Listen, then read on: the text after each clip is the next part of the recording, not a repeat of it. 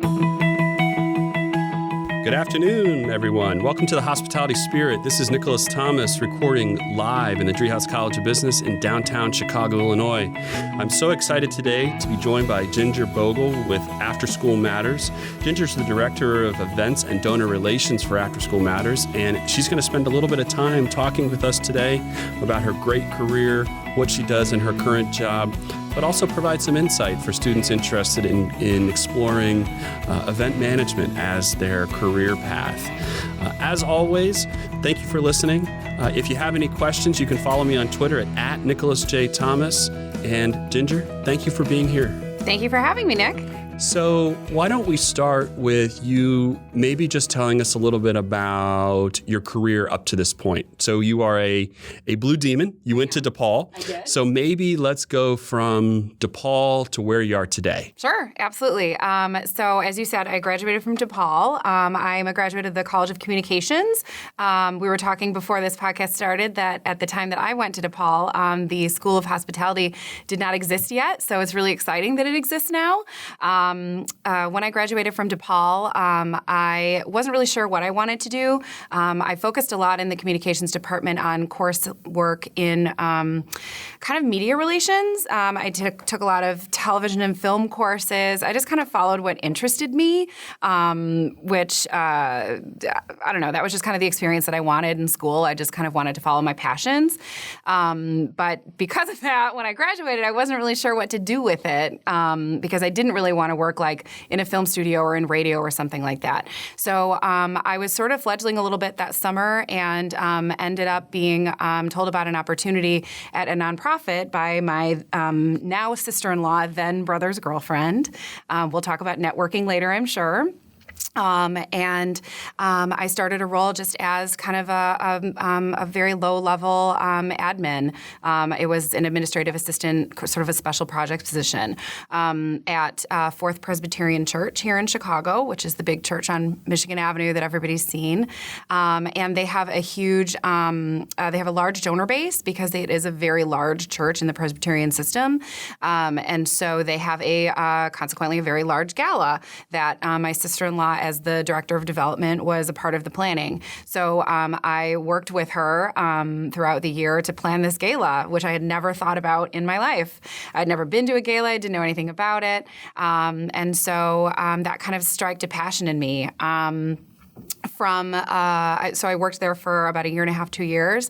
From there, I moved on to a job with the Princeton Review for a short time, at which time I was doing a very different kind of event. I was planning what you would do in education. I was planning coursework and putting together logistics for classes and things like that. From there, I knew pretty quickly that I wanted to get back into the nonprofit field because I did care about it so much. So from there, I took a role as manager of special events at Advocate Charitable Foundation, which is the charitable arm of Advocate Healthcare here in Illinois. And they at the time were experiencing a lot of growth, and so their foundation was growing quite a bit. I was there for almost 10 years. I focused on planning galas, golf outings, donor stewardship events, cultivation events, things of that nature. It sounds like a really high volume. I was planning about 4 to 5 galas and 1 to 2 golf outings a year, which was a lot. But they were all kind of partnering with committees to help, and we had a big team to assist. This all sounds like a lot. From there, it was time to move on to a more a job as a leader in an organization, and so from there, I moved to a small microfinance organization called Opportunity International. It was an interesting change to do conference type work in the industry, and that was on a national level as well, which was very interesting for me to travel and do something really different than what I was already doing, but still in the industry. And I was there for a few years and then moved on from there to the amazing opportunity that I'm at with After School Matters now, which has always been a little bit of a dream job because I've always cared about the organization just sort of personally. So that's how I got here. Okay, so let's It's really interesting because when I talk to people that work in the hospitality industry and I ask the question, how did you get involved in the hospitality industry? A lot of individuals didn't start out their career necessarily saying that's what I want to do, that there was some sort of occurrence or there was some sort of I attended this event or I saw this event. For me, it was a particular movie and I saw it and I was like, that's what I want to do. And I started to then enter the industry. So while I think some people think that their entry into it is unique, it's a common theme and a common story that we hear over and over again because it's such an exciting industry and it really has an impactful impact on people when they experience it for the first time. I'm really curious. I love going back and talking to people that were at DePaul in the past. Mm-hmm. What are some of the things that stick out in your mind about your experience here at DePaul that you think that you maybe look back on and you say, well, at the moment it didn't seem like a really big deal, but now that was a really great experience. Yeah. So you mentioned networking a little bit. I mean, what were some of the things about your experience here at DePaul? Yeah, I think, well, the number one on a personal level thing that stands out is just the great friends that I made here, who are all still some of my best friends because we all stayed in Chicago. So that's, of course, a huge thing that you take from your experience at school just in general, separate from your career, is just the great experiences you have and the people that you meet. I think that the most unique thing about DePaul for me was that going to an urban university versus a rural university, like a University of Illinois or something like that, I think that what it does is it really exposes you to the different kinds of businesses and different kinds of people and what your options might be. I think that the advantage of an urban university is kind of being able to explore so much more. I think that, if you are at kind of maybe a larger rural school, you're learning about all these things, but you don't really have the chance to immerse yourself in it, So I think that the experience of being independent and being in the city and kind of, the opportunity to have internships at real places that are not just over the summer, you can kind of really immerse yourself in that. And I think that for me was the number one part of DePaul that, looking back, I think was the most beneficial to any student. Fantastic.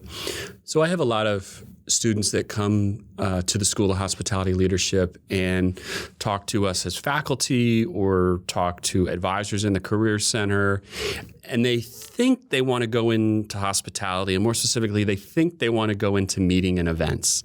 But a lot of times there's an unfamiliarity with what that means.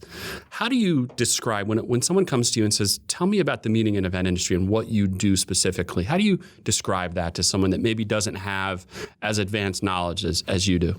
Yeah, I think that I always start by saying there's a difference between nonprofit and for-profit events. Obviously, I'm coming from the nonprofit sector for the most part. The bulk of my career is nonprofit. And that's a very, very different animal. I think most often when people are thinking about meetings and events, they're thinking about conferences, they're thinking about weddings, and they're thinking about parties. And I hate the word party. I think any career event planner will tell you they hate the word party. Why do you hate it? Because I think that too much people call it party planning, and it's not that. I think event professionals look at their events as a experience-based career. So we're creating a story for a guest. And that's not a party. A party is you're getting together with your friends for some wine and some dinner and, it's a birthday. But to me, an event is creating a full experience and branding something. And from start to finish, like I said, you're telling a story to your guest, particularly in the nonprofit sector, I should say, too. So yeah, I think it's really important to differentiate between the different kinds of industries there are within the industry because they are so vastly different. I have friends who plan conferences. I have friends who work for, J.P. Morgan Chase and maybe are planning education opportunities for very high-level investors. So there's all different kinds of things that you can do. And the important part, I think, when you're in school or just getting out of school is to learn about what all those options are and see which one is the best fit for what you're passionate about doing, what kind of thing you want to do. What do you love about the nonprofit side of it? Is it the philanthropic? What is it about the nonprofit versus for-profit events that really interests you? Sure. For me, it's kind of two different things. It's about building relationships with donors. I've met some amazing people, generous, wonderful people over many years who are really passionate about something. I like people who are passionate about things, and when you're working in a nonprofit and you meet these donors who really, really care about what you're doing, it really gets me excited. And then also, it's really nice to feel really rewarded at the end of the day. I'm doing something that I like, which is, to use the word I hate, you're planning a party, you're planning an event.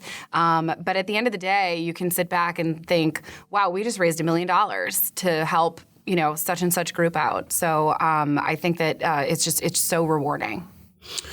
So I'm really intrigued and interested.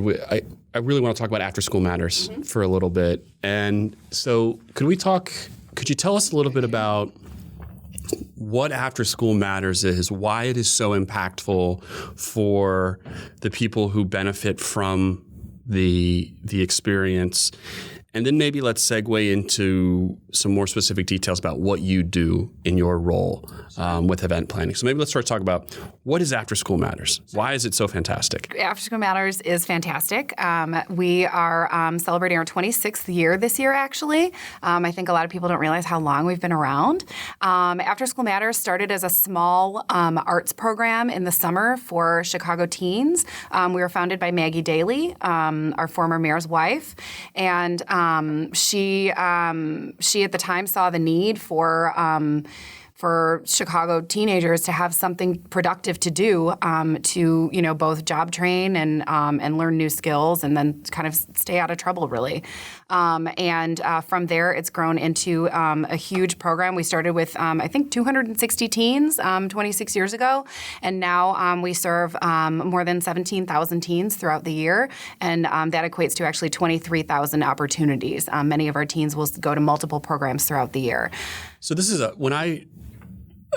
School Matters is a program that has international recognition, and I think a lot of people don't realize that it's here in Chicago, that it's based here, and it really is.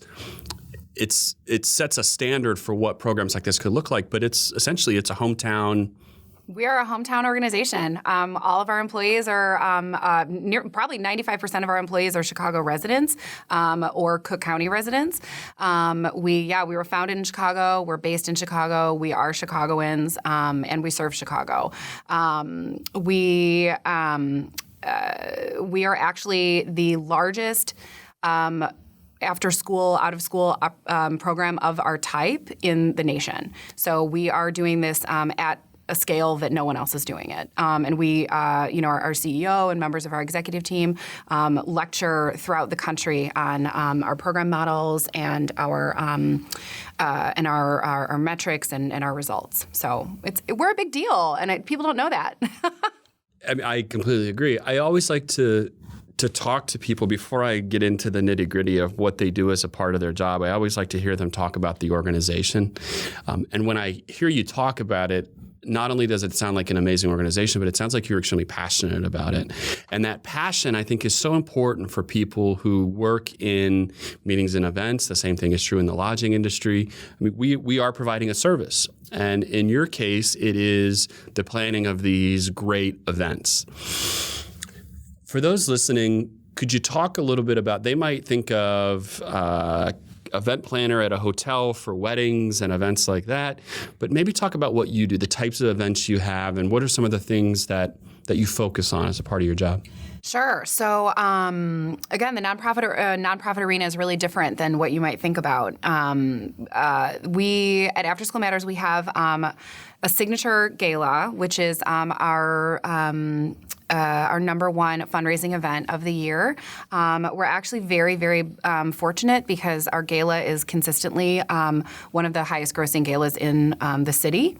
So when you say gala, just let's make sure everybody's on the same page here. What do you when I think of black tie, great food, music, dancing. How are you defining gala, just for those listening? Yeah, so I guess that's a good picture of what they often are and what people probably think of. The way that I look at it is that a gala and benefit, I think, are sort of interchangeable words. And basically what it is you're gathering together all of your supporters and perhaps new prospects to come together. You feed them and you give them drinks, and you fundraise using the event. So whether it be through ticket sales, perhaps an auction, what's called a fund a need, which we do at After School Matters, and I can talk about a little, which is sort of on-site fundraising when someone will make a very impassioned speech or you'll have a passionate video, and then you will ask your audience to donate dollars on the spot. Of all the work that you and your team put in, there's an ROI here. Absolutely. The investment of your time, your knowledge, it's all not just to have a really nice, I'm going to use the word party, to have a nice party, that there's actually the success of After School Matters as an organization, the ability to do programs and not do programs is really based on the success of these events. That's an immense amount of responsibility. It is, and you're absolutely right. After School Matters, as it's grown, the gala is a significant portion of annual fundraising. So there was a time when if the gala wasn't as successful as they expected, perhaps we weren't able to provide programs to teens. So it really is a huge part of the fundraising model of this organization and many other organizations. I think that not galas are not always. I think that every organization, a lot of them will do. Maybe they'll do. Everybody's heard of Hustle Up the Hancock, which is a endurance sport where people, from their peers and network, and they do a marathon or something like that. So there's different ways that nonprofits can do fundraising.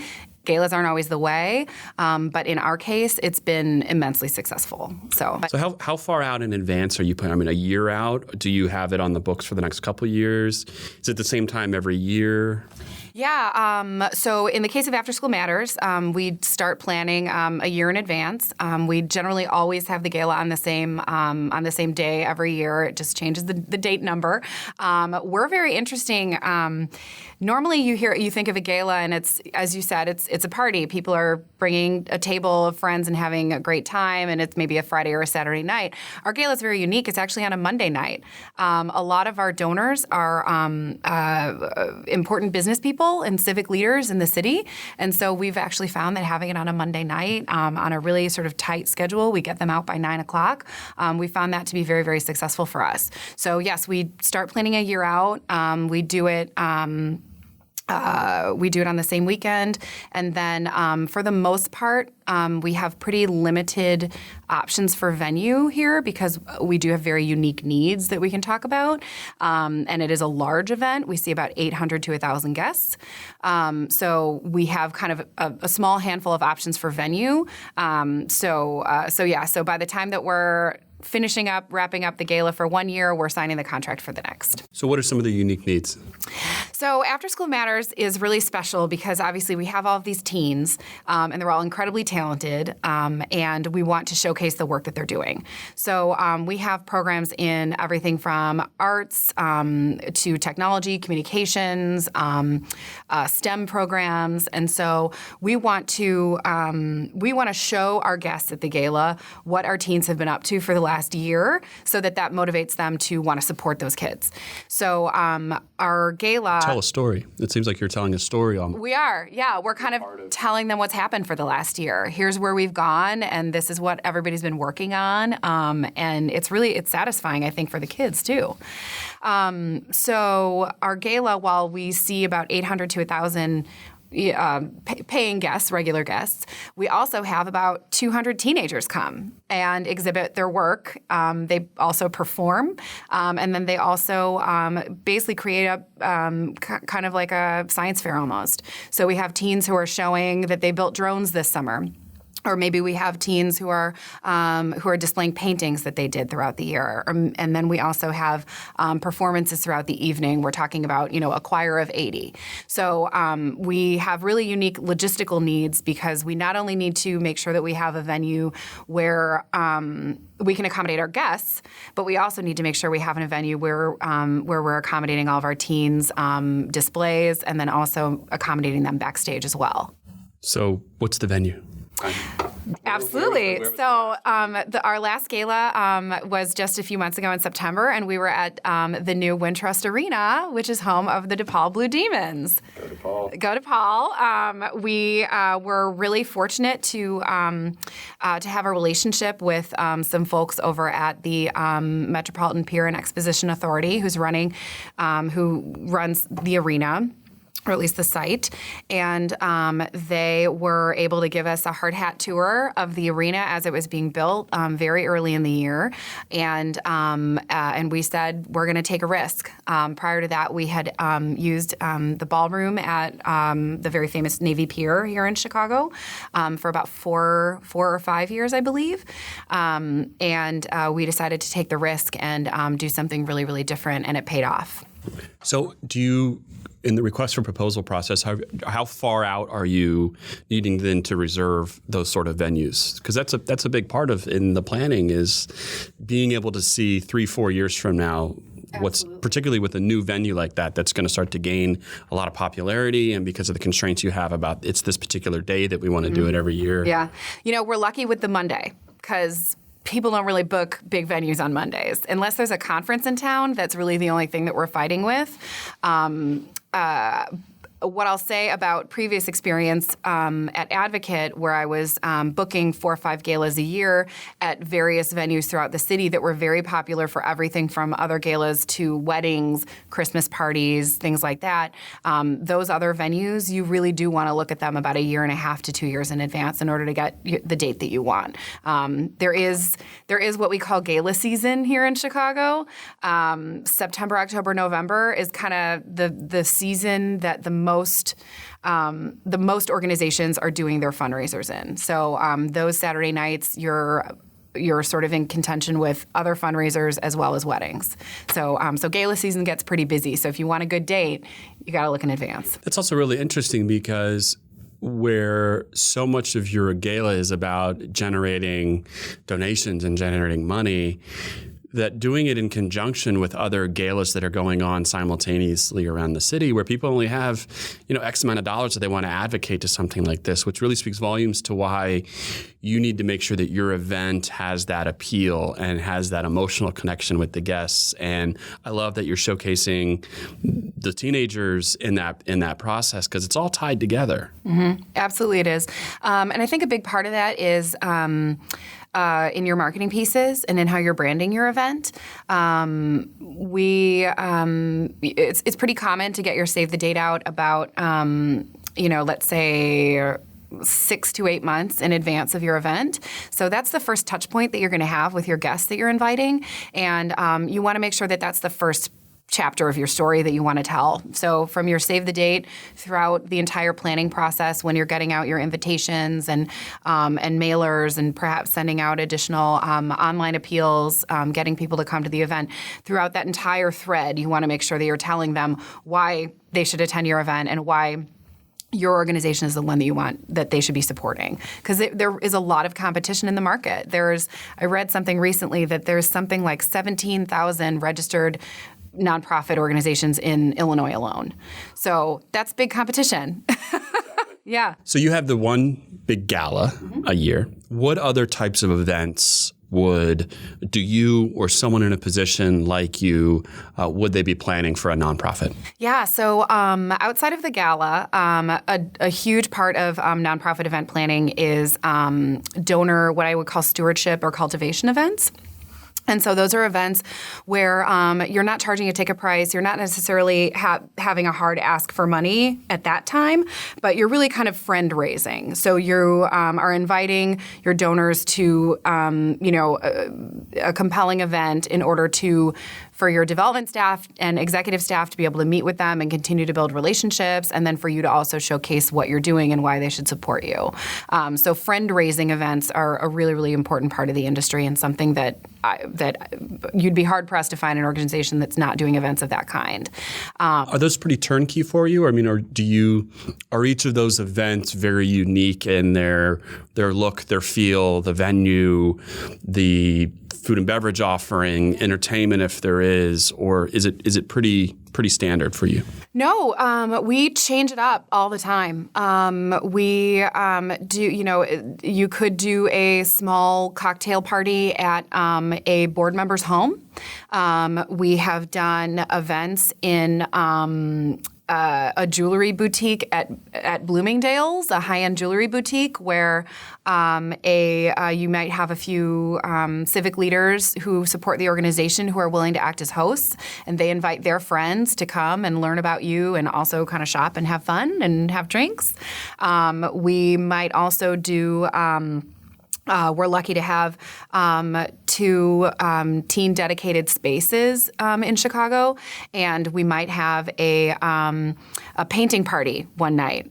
So, a lot of people see all over the country, there's these places where you go, you have wine, and you paint a skyline or something. So we have teens who will instruct our guests on how to do these paintings. So it really runs the gamut. It kind of, it depends on what kind of person we're targeting and what our goal is. I would say that if your goal is to come out with hard dollars or with checks from somebody who's passionate, you're really looking more at something where there's maybe a board member there or other civic leaders who can really kind of nudge their network. So a big part of I really like that, and I think that's a really appealing aspect for hospitality students that want to go into meeting an event, is this idea that every single event you plan can be totally different and has its own unique set of challenges. There are likely commonalities that exist amongst them all, but it's that you can never say that it's a monotonous job. Absolutely. That every event has its own challenges. Absolutely, it does. Every time that you have new people in the room, new stakeholders, and a new venue, you always have something different. Especially even in gala, I think that sometimes you can think that, you're holding a fundraising event, even if it's at the same venue. You're holding a fundraising event every year at the same place. It's never the same because you always need to change the experience for the guest.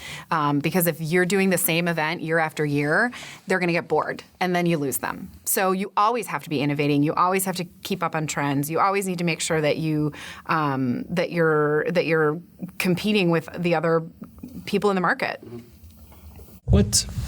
So you've been doing this for many years. Many years.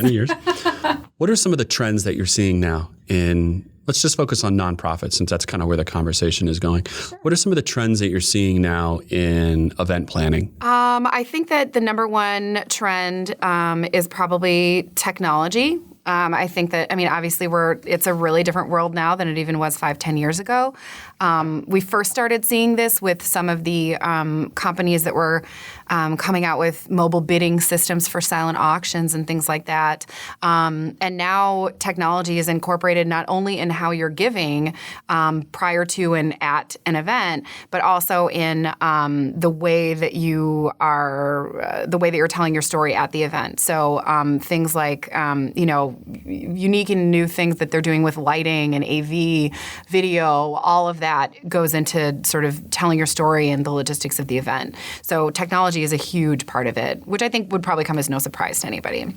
I also think that experience-based events now are even more important than ever. I think, I've talked a lot about how you need to create a story. Guests want to be really engaged. And so I think that organizations are more and more trying to think of how can they give hands-on experiences to their guests while they're at events. Give me some examples. What do you...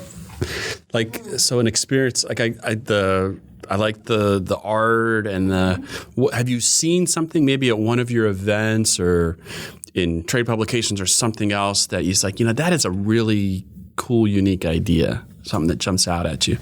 Oh, boy. Well, I'm actually going to talk about something that I did at Advocate a few years ago.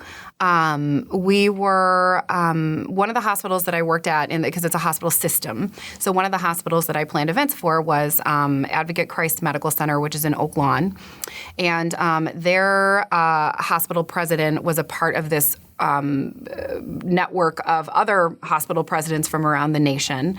And he was hosting a group of about 30 or 40 other hospital presidents and executives to come to our hospital in Oak Lawn and to learn about what we did. And so we sat down and we were thinking, we don't want to just give these people a tour. We need to do something different. So what we did was we put together a doctor for a day. So early in the morning, all these executives got to the hospital and they were given a lab coat and a pager. And then they went into a lecture hall to kind of start their day with a lecture that was never going to happen based on what our plan was. And so within about 5-10 minutes of being kind of just getting starting intro remarks, everyone in the room got a page. And so all of these new fake doctors all went to different areas throughout the hospital, and sort of in a round robin throughout the day, they experienced different scenarios that someone might experience in the hospital. So, one station was a stroke victim or comes in, and how do you triage them to make sure that they survive? And we had, there were like nurses who were playing as actors and things like that. So it was really effective. There was actually one person who thought that someone was actually having a stroke, and we had to explain, no, this is all for show. But that was a really impactful event for these people to learn about what we did throughout the day. So you have to be really thinking about stuff like that. Like how can I show them what we do in a way that they're going to take it back and tell their friends about it? So, and it sounds like it brings you a lot of professional satisfaction when you do that. That sometimes I'm assuming events don't go as planned, and that's just the nature of the industry. The first rule of events is that something always goes wrong. Something always will, and it will go wrong at the worst possible time. Absolutely it will. It sounds like it brings you a lot of joy in it, but it sounds like it's a really exciting job, that there's never a dull moment. Even if you're not at the event right now, you're preparing for an event, you might have just finished up an event, but there's always something going on in this side of the hospitality industry. There always is. The thing is that what you're quote unquote downtime is when you're planning the next thing. So, the highest volume times are of course really exciting because I'm someone who just really likes getting in it and being busy and long hours, because there are. So that's kind of what you might think is the really busy, exciting time. But prior to that, in the months prior, when you're putting your plan together, that's exciting too. The other part of the phrase event planner is the planner part. So those of us, I think, who are really passionate about the industry are also really passionate about organization and putting your run of show together and all of that stuff that other people might consider the boring part, but it kind of gets me jazzed up too. So really the whole thread of putting an event together from start to finish can be exciting. And you're always innovating. Like I said, you sit together in a room and think, what event can we do for, because we want to meet XYZ goal, what can we do that's gonna make that happen? And that's exciting. So I have a couple just final questions before we wrap up. And where I want to kind of go with these last two questions is, if I'm a student right now or a young professional just starting out their career and I want to transition into this side of the hospitality industry. First question, what are some things that me as a student with very little event planning experience, what can I do now to start building up that great experience? Because it seems, you talked about networking earlier. I mean, what do I do besides just doing an internship? Are there part-time job opportunities? How does someone come in at the ground entry level in this industry? Yeah, the absolute ground entry level, volunteer. There are galas, the After School Matters Gala. There are galas and other types of fundraising events. The Chicago Marathon. Shout out to myself, by the way. I ran it this year for After School Matters. Thank you. It's very hard. So the very, very base level is volunteer. You can learn so much about an event by being in the back of the house and seeing how everything runs and watching. I'm so glad you say that, yeah, because like watching every everybody. week we send out these volunteer emails, and I think sometimes students just gloss them over and say, another volunteer opportunity. Yep. But they're so wonderful. And we do events here as a school where we need volunteers. We have industry partners who send us emails and say, do you have 5? I mean, it's 5 volunteers. It's 2 hours. But that's a really, really great experience to see how things run. It absolutely is. And as someone who hires entry-level folks in this industry, I can tell you that when you don't have a lot of experience, we're looking at that volunteer experience. I want to see that you have literally been in the trenches at an event. Because, of course, you're coming out of school. You won't have done quite anything yet. You know, I was in that position too. Somebody took a chance on me. But, so volunteering is kind of the very base thing that you can do. And then you mentioned interning, of course. Internships, also really important. There are lots and lots of nonprofits in Chicago alone that want really, really qualified interns because and what I'll say too about nonprofits, interns do a lot of high-level work. So you're getting great experience because nonprofits aren't at the advantage of the corporate organizations where they don't have larger staffs. Because our staffs are small, our interns are doing a lot of work. My last 2 interns were planning a lot of major logistics for the gala as well as some other major events that we've done throughout the last few years. So in addition to, we as a school will always share these opportunities when they get them. But if somebody is listening right now is there an association for nonprofit event planners? Do you recommend one of the larger associations like PCMA, ISIS? What do you recommend there? Yeah, so I always encourage people who are earlier in their career to join it. Well, it's no longer called ISIS, thankfully, because it's a terrible name.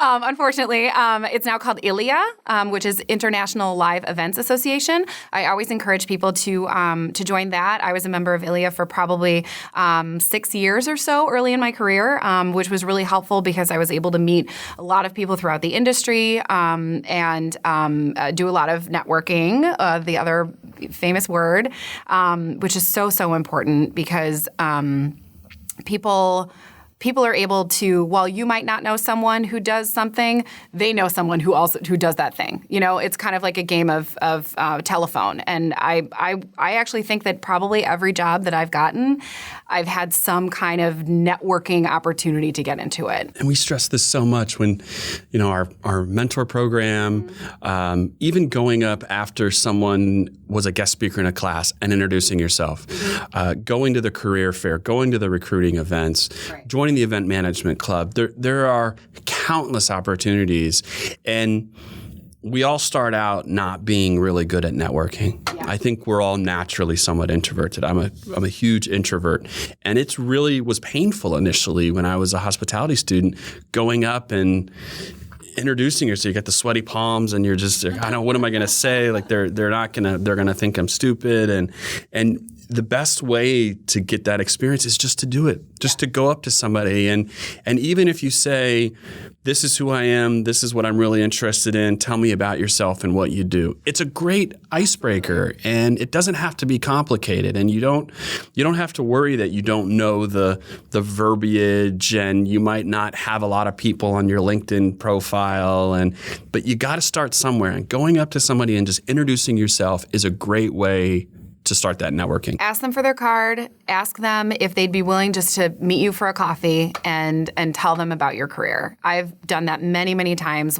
Early in my career, I've asked that of other people, and I have a lot of people who ask that of me now. I would say 99.9% of professionals who have become successful in their careers are really, really happy to help out the young folks. Yeah, yes, exactly. We're really happy to help out. I have a lot of folks who will just ask me, like, can we just sit down and talk about what your trajectory was and how did you get to the position you're in? It's hugely helpful. It's really interesting. I very rarely will ever come across somebody that's in hospitality, be it in hotels, restaurants, event management, that isn't willing to pay it forward to a student just entering the industry, because we were all there at one point too. We were all there, nervous, had a lot of white space on our resume, but when we see them come out and we see the passion in the eyes of the students, it gets us energized too to want to help them. And they are absolutely willing to help students coming up. And when you've had coffee with, a young student and then they send you an email a few months later and they say, I just graduated, can you let me know if you hear of anything? That's how it happens. Then all of a sudden somebody in your network sends you a job description of something, and then you think, oh, I know this, this recent graduate who's looking for a job in a similar industry. It's a small world. It is a small world. It really is. It is. So I want to just kind of wrap up with a question. If you could recommend some knowledge, skills, attributes that maybe a student doesn't possess now, but while they're going to school, the things that they could really start to work on, they're going to make them successful in the meeting and event side of hospitality. What are some of those boxes to check in terms of knowledge, skills, and abilities? Sure. Wow. I think that obviously this is a career where you really need to try to figure out the right work-life balance. So school is a job too. And if you're volunteering and interning and things like that, that is a really, really good way for you to kind of start figuring out that balance. Because obviously work is great and work is what we do most of the time, but we're also working in order to enjoy the things that we're personally passionate about. So make sure that you're thinking about that now and being conscious while you're in school of what does a work-life balance look like for me and how am I going to be happy? Because all different types of jobs, whether it's event planning or not, they all require different needs from you. And I think that if you go into your job searching knowing what your threshold is, I actually think that that's really smart. And I don't think that's something anyone ever talked to me about. I didn't know what work-life balance was until I was already in my career. And I'm like, oh, yeah, I'm supposed to also have a social life. Advice that I always give people when they ask me if there's anything that they should know is never be above anything, especially when you're starting, when you have that white space on your resume, when you are volunteering, when you are an intern. If someone's asking you, which is something that happens a lot in nonprofit, if you're just stuffing envelopes or making copies, or you're being asked to just, make a bunch of phone calls and pay vendors via credit card, don't think that anyone is assigning you those tasks because they don't want to do them. Because we did them too, and you learn so much doing stuff like that. Everybody starts from somewhere, and you're not going to have an internship and start right away being the person negotiating a contract. You might be the person who's stapling things or something like that. But you should never ever feel like you're above it because someone else did it too. Yeah, and I think I completely agree, and I think what's really interesting about hospitality is everything is interconnected. Mm-hmm. So the way in which that housekeeper cleans that room has an impact on the check-in experience and the arrival experience at a hotel. The cleanliness of a restaurant has an impact on someone's overall perception of a hotel. I mean, everything is interconnected and everybody plays a part and everybody has a role. And as you said earlier, it doesn't go as planned always, and it's going to go bad at the worst possible time. So being able to think critically through those situations and understanding that, making this bed, cleaning that toilet, stapling that piece of paper, it has an impact on the larger experience of everyone, your internal customers and your external customers. Yeah, all of those envelopes that you're stuffing, that's an invitation to an event that someone who's had 10, 15 years more of a career than you have is planning, and you're going to be that person one day too. And if you're stamping things and all of that goofy stuff that I think people, we think of when we think internships. That's not always what they are, but it's often a part of it. And like you said, everything is interconnected, and the stamp that you're putting on the invitation goes to a donor who's going to donate funds, who's going to, come to your gala, that then the whatever AV contract you just paid for the other day, that vendor came out and did the job great, and then it all kind of comes together and is tied in a bow. So like you said, everything comes together, and no matter how simple you might think a task is, it helps the greater cause. The greater cause. I love it. Ginger, thank you so much for spending some time today to visit with us. Ginger Bogle is the Director of Events and Donor Relations for After School Matters based here in Chicago. She is also a DePaul University graduate, so welcome home, Blue Demon. Thank We you. are so happy to have you here. Thank you so much for listening to this episode of The Hospitality Spirit.